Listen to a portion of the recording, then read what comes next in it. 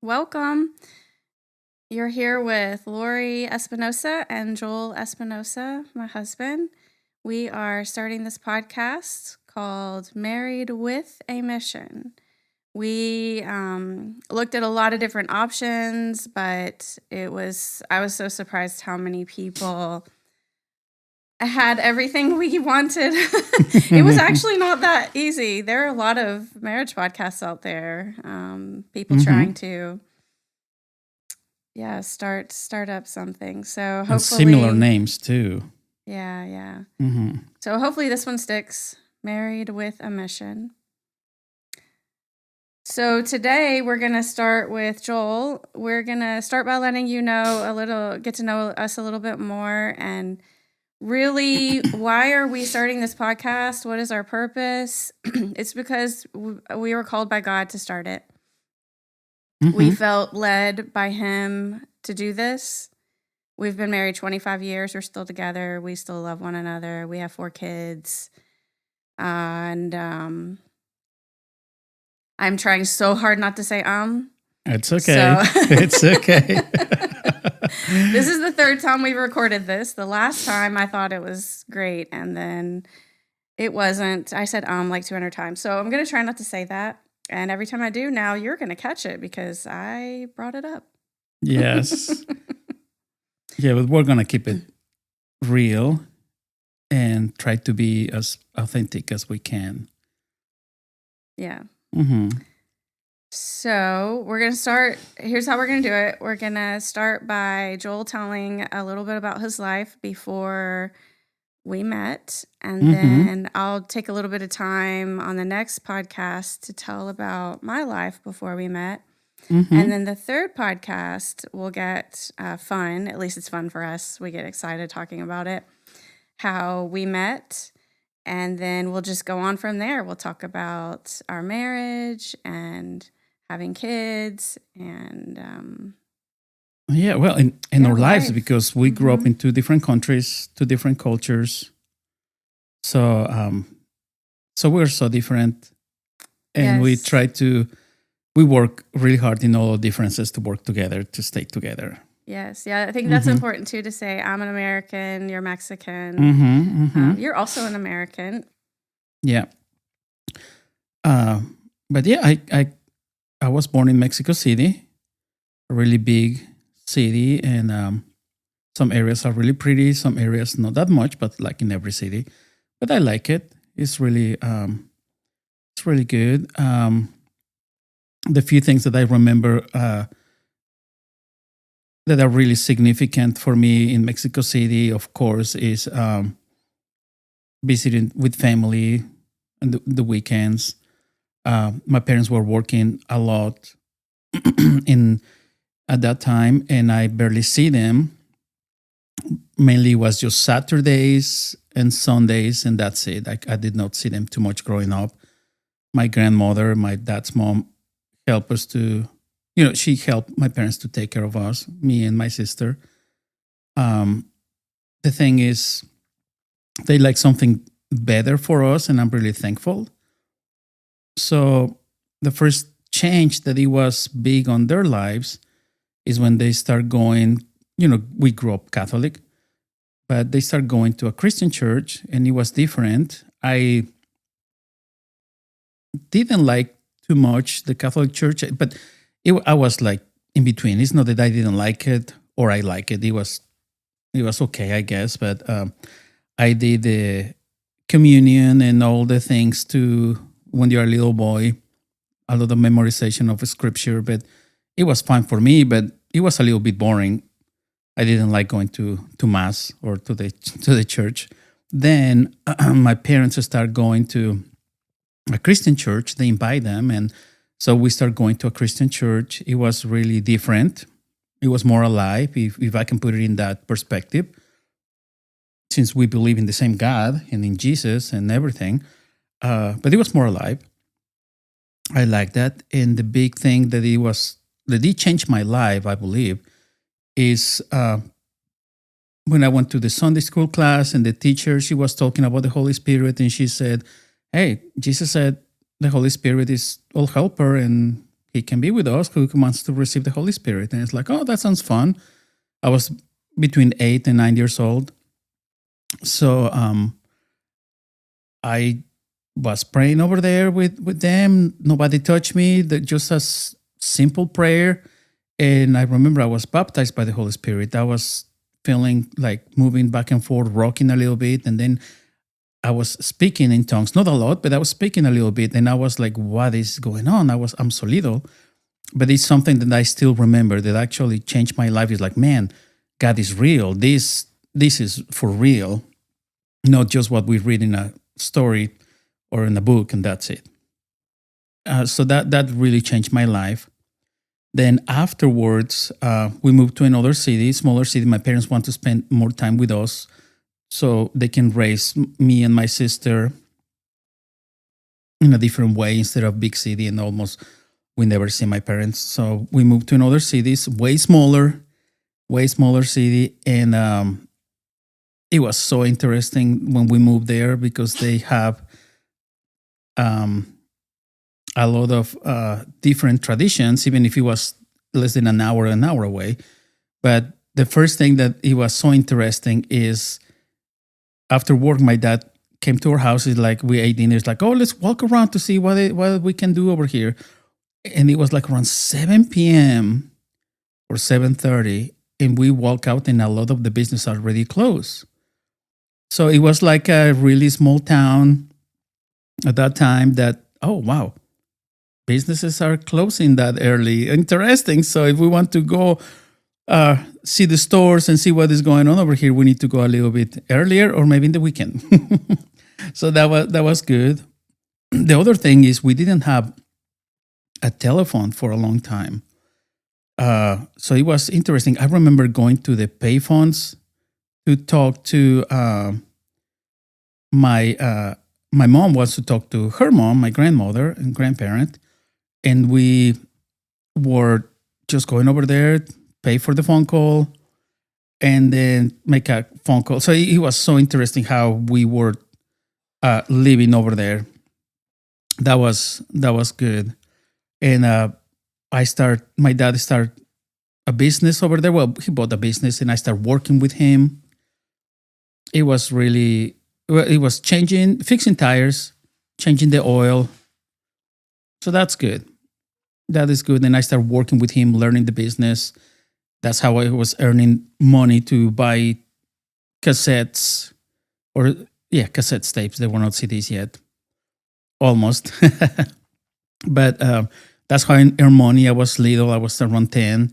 I was checking the pressure on the tires. And that's how I was earning tip money and working. And one day I remember my hands were so dry. And my mom put Vaseline on them, and they were hurting a lot. But I was feeling the pain, but I was feeling proud that I was helping my parents and I was working. So that was a different feeling that is like, oh, wow. It stick in my head until now. Work and earn money, and sometimes work is not easy. Sometimes it is. But that is really good. And we start going to the church over there in the city, and I love riding my bicycle through the city. It was fine. The traffic, it wasn't that bad. So I went to buy bread. I went to get tortillas. I went to visit my friends with my bicycle, and I went and rent video games for the Nintendo the weekend so I can play. So I rode my bicycle a lot. It was really good, really good. I really enjoy it. And then around 13, I was in middle school, and I was getting interested, having the interest with music. I always loved music, but they're like, oh, maybe I can play something. And I was learning the guitar. I didn't like the teacher, and I like guitar, but maybe wasn't the right approach. I don't know. But then around 12, 13, I was looking at drums, and it's like, wow, they look really nice. They are really good. So, okay, I'm going to learn how to play the drums. And I asked the music teacher at the middle school, but the the school band was full, so I didn't have a chance. And I don't know if it was me or my parents that started asking around at the church, and there were two guys that they said, "Oh yeah, we can teach you how to play the drums." Ruben and Roberto, and they were brothers. So I started going to learn how to play the drums. I remember I was going once a week, and then my parents were taking me, or sometimes I was going on the public transportation, and then I started playing more and more and more, and getting a little bit better, and playing with other people, playing at church a lot, and then my sister was singing too, and my mom. So it was really nice. It was really nice going to and learning an instrument. That is really that was really special for me. And then learning how to drive. I always loved driving. So I was driving when I was really little. My dad was teaching me. I think I was 12 when I started driving with my parents. There were no rules in Mexico, so that's good. So I was able to learn how to drive and drive a little bit on the streets, or taking my mom some places. And then when I was in high school, middle school, that's when my mom started opening a business. And then when I was more in high school, I was helping more, and the business grew a little bit, that it was a small restaurant. I started helping my mom buying all the groceries every Saturday. So we went to the Mercado, and then we went to Aurrera to buy everything. That was my chore And Saturday you were mornings. still doing that whenever I met you. That's true. And I know after we got married, you did it a few times until I got sick that once. But Yes. Yeah, I and remember then you called me. Your parents were like, "Yeah, maybe you should probably not do that anymore." I forgot. Did you help with it after that or not? I think we helped a little bit, but maybe my mom started buying things more nearby or closer than going all the way to the market and getting Yeah, the because that car was a full. lot to bring all that food for the week for her restaurant. Yes. Yeah, once a week. Yeah, that was. I remember that morning. I was getting ready, and you called me. They were really feeling really bad, but we can leave that. We could put a pin on it, and we can go back into that one. Yes, but I helped my mom every Saturday. We went to the Mercado first, and then we went to Aurrera. And at the end of the shopping, we have everything ready into the car. My mom bought me a cheeseburger and some fries. So that was good. I really enjoyed that hamburger. It was so tasty. After working and carrying all that stuff, it was really good. I enjoyed that hamburger a lot. The other thing that I remember me growing up before I met you that I love doing it was playing soccer, of course, playing with all my friends in the neighborhood. We have a good team, the neighborhood team. That was good. And I really enjoyed playing with them. We end up having a good run and playing a lot, even in college. We keep playing until we moved here to the US. So that was a really good friendship with them. And that hamburger that I was telling you, I remember I took you when we met. Oh yeah, to eat it was that delicious. Yeah, that was a really good hamburger. The funniest thing is we got fries with it. And Yes. You don't like ketchup on your fries, but whenever I met you, you liked ketchup on Everything. everything else. Everything. I put ketchup on my And then black when beans. we got fries, and you were like, "I don't like ketchup on my fries." I was shocked. Yes. I said, "Are you kidding me? You like ketchup on pizza. You Yes. like ketchup on eggs." Yes, and rice and black beans and quesadillas. I put ketchup in a lot of stuff. Yes, that was a lot. Yeah, so that was funny. But now you like ketchup on Now I your, like ketchup. Yes, on your fries. on my fries. But Yes. you don't put it on your eggs anymore. No, I don't. Or your beans or your rice. No, still sometimes on quesadillas when I don't have salsa, but I don't eat as much. Before, man, I was going maybe a bottle a week on ketchup. That was. Remember the time you made fun of me because you said, you were like, when was it making fun of me?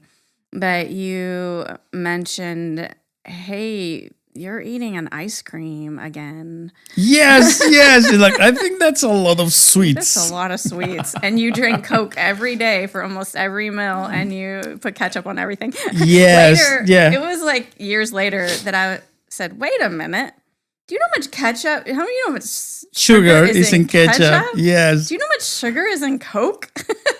Yeah, I was like, oh man. At the time, though, I felt bad. I thought, oh, maybe I do eat too much sugar. Yes, but I was eating it in a different presentation. Yeah. Yes, yeah, but that was so good. I like it. I enjoy playing the Nintendo, the Atari. I remember asking my dad for an Atari. I was little too, 8, 7 year old, and I was asking my dad, "Hey, I want an Atari. I want an Atari." I like to go when growing up. Every store, there are so many stores everywhere. You just walk a block and there's a little store to buy chips or bread or That's the advantage of living in the country or in the city. in the city. Yes, but also the stores, they have the little arcade machine. Just maybe one when I was growing up, or what's they play soccer? What is that? Ooh. The football. Foosball. Yeah, Foosball, I think. that one. That was so good. Futbolito. I love that. So I went so many times to play any of Did those. you play by yourself? The arcade by myself. The football I went with friends because you need 2 players. Yeah, I was thinking, I guess you could play by yourself. I've seen people do it. But I know they were tall and big because they look like a pool tables. They're kind of big and tall, so it was hard for me to see. And Aw. sometimes you get poked on your chest when somebody was pulling. There was like, "Ow! Be careful!" Yeah. And later I remember my parents buying a baby one for me so I can play with my friends. And I carry it outside, and I play with a little ball. And if I lose the ball, I use marbles to play. It was so good. And I remember putting the name. I put the number on the back of each player, and I put the name a little bit for the soccer team. It's like, okay, yeah, I have the names, and I just imagining they were real and everything. Then I think for the Atari, I told my dad, I want an Atari. My dad didn't know what it was. So funny story is that one of my dad's customers went to the business that he was working. Is like, hey, do you know who wants to buy an Atari? And I was like, oh my goodness, my son was just talking about that. So tell me about it. So he bought me a used Atari and gave that to me for Christmas, I believe.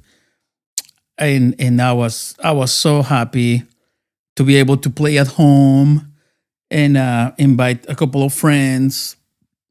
But at that time, you need to. There were no places for you to rent games. You need to buy some. So I remember one Christmas that my dad bought Pac-Man for me. I was as happy as can be, and I think that was the best score that I did that Christmas. I was playing. I was so excited. I was doing perfect on Pac-Man. That was so good. So I enjoyed that. Enjoyed later when I was working, saving my money to buy music. I remember buying my first boombox, and it has like two tapes, and I was mixing my own tapes, and I was recording that. It's like, oh, I'm gonna make my tape. I like the song, and I like the other song, and I remember that telling me that, hey, I want the tape player. I want a little boombox on my bedroom.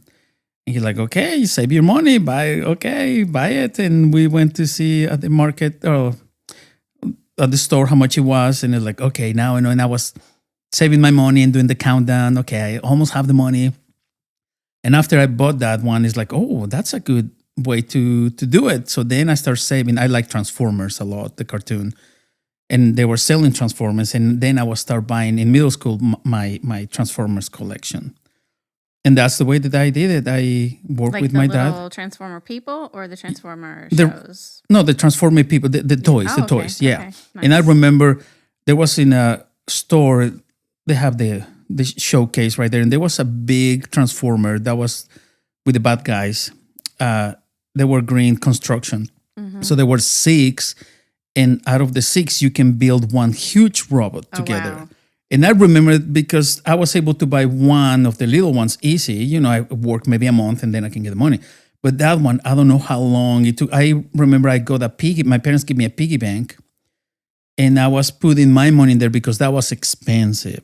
Did you end up getting it? I got it. I was so happy. I don't know how many months I saved for that toy, but it was the best. When I bought it, it was the box huge, and you get all the 6 toys, and then you transform them one way to play, and then you transform it another way to put them together to make the huge construction robot. And it was green and purple. I remember. I was like, wow, that is so cool.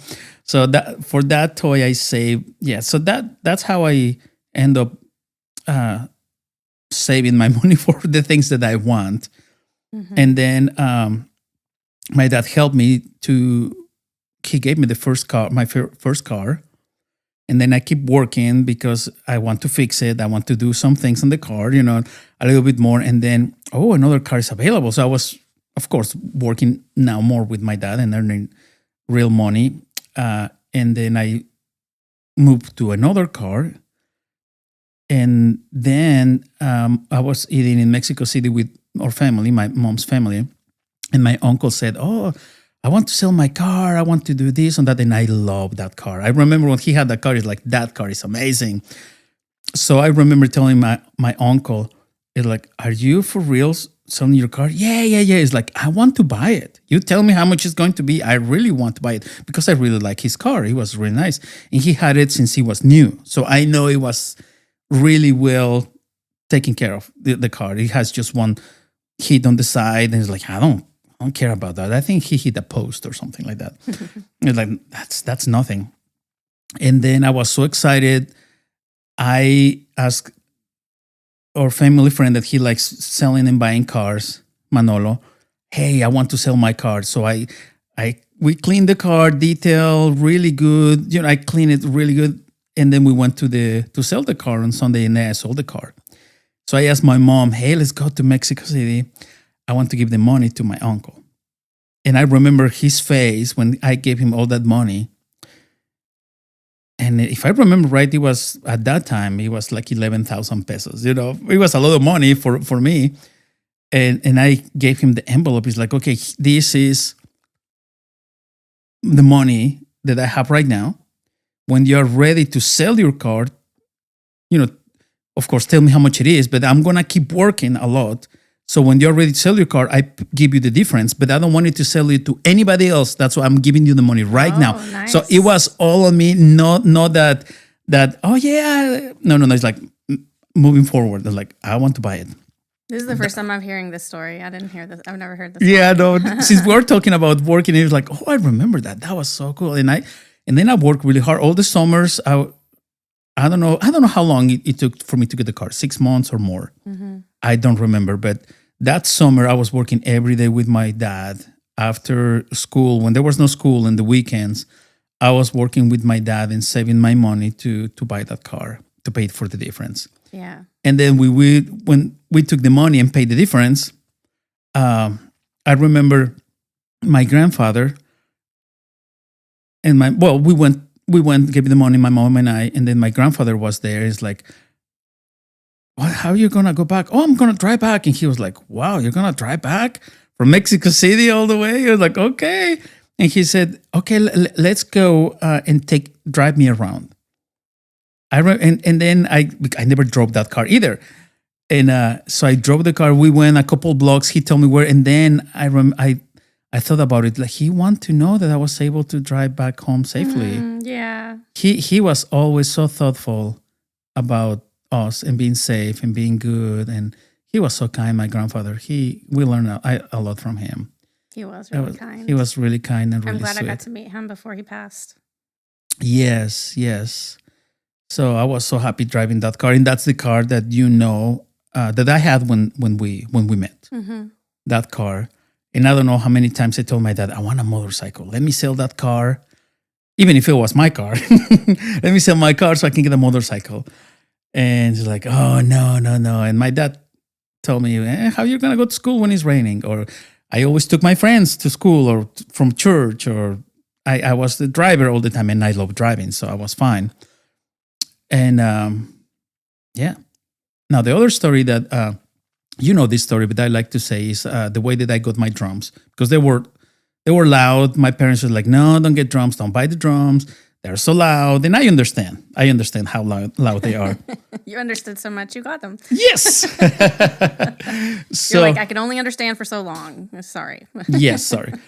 So I was in college at that time. I started college. One of my friends that we went high school together. We went to pharmacy school together. I went to his house, and his brother was he is a guitar player, and we were talking, chatting, and he's like, "Hey, what do you do?" "Oh, I go to school with your brother," and we were talking. "What do you do?" "Oh, I'm a guitar player. I'm playing this bar, this area." "Okay, good, good." And then a few months ago, or maybe a year before that, one of my friends from church, he bought a new guitar. So I bought his old guitar because I have the money. He's like, "Oh, I want to have the guitar. At least I can learn a little bit." It was a black Yamaha guitar. And then when we were talking to my friend's brother, he said, "Yeah, I play guitar, but right now I don't have any because I sold it for whatever reason. But I have a drum set at this bar, at this place." I was like, "No way, I have a guitar and I like to play drums." So he said, "Why don't we trade?" He didn't look at my guitar. I didn't look at the drums. I didn't know. You didn't care. I didn't care. I was so happy. Like, okay, let's do this. Let's do this. So we said, we shake hands. We're good. And then one day I gave him, he said, "Oh, we need to finish the gig that we are playing. Then you can take the drums." He's like, "Okay, no problem." So I wait 2-3 weeks. And then meet me at this place. I gave him my guitar. And then he gave me the drum sets. The drum set, I was so happy. The cymbals were really cheap. And maybe the drums too, but I was so happy. I never told my parents until I got home, and they're like, "Ta-da, look at this, I have a drum set." And I put my things in my bedroom and put the drum set over there, clean it a little bit.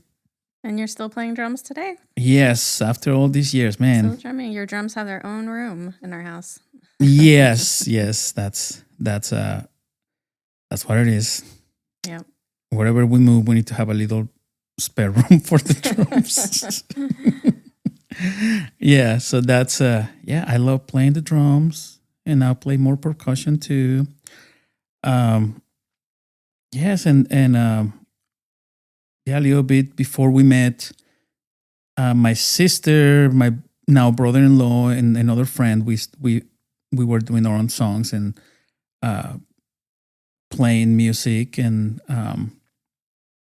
that's why we got invited to the place that I met you. But we can leave that later. But yeah, I love playing the drums. It's a big part of my life for all these years. I play soccer a lot, but not as many as years as playing music. Mm-hmm. There are a lot of good experiences, good exercise, and I grew up like that, so different than the way that you grew up. Mm-hmm. That is so interesting how we are so different. Yes. And all our customs and everything. At least we had Blockbuster. We both had Blockbuster. Yes, True. yes. That's true. We both had roads. We both had cars. Yes. No, you have cable TV. I didn't have cable TV until... Hey, I didn't get cable TV Oh, you didn't? Yeah. I was teenager. Me too. Me too. We didn't have cable. Where the city where we were... Well, the street. Across the street, they have cable. The street that we were living, no. Mm. I'm like, really? Well, you lived in the city. I lived in the country. Mm-hmm. I mean, a lot of people I knew had cable, but nobody did out where we lived until they finally brought it out there. I know my stepdad would have gotten it earlier if he could have. It just wasn't available. Same thing. So we had 3 stations that definitely came in all the time, and then 2 more that... sometimes maybe 4 that came in. It depends the wind, how it was blowing. Yeah, it did. Yes, but man, Blockbuster was so good, so fun trying to get the movie and when it came out, And if you were not there early enough, you miss until somebody was going to return it. Yep. Yeah. True. And be kind and rewind. All right. So Okay. we're at the end of our time. We're trying to stick with 30-minute episodes here, at least, yeah, more or less. And next time, I'm going to share my story of how I grew up a little bit, just kind of like Joel did, some little stories here and there. So you can get to know me a little bit before we met, and then How we work everything out. yeah. So Well, thank you for listening. yeah, thank you. I hope you like it and keep listening to the rest. Yes.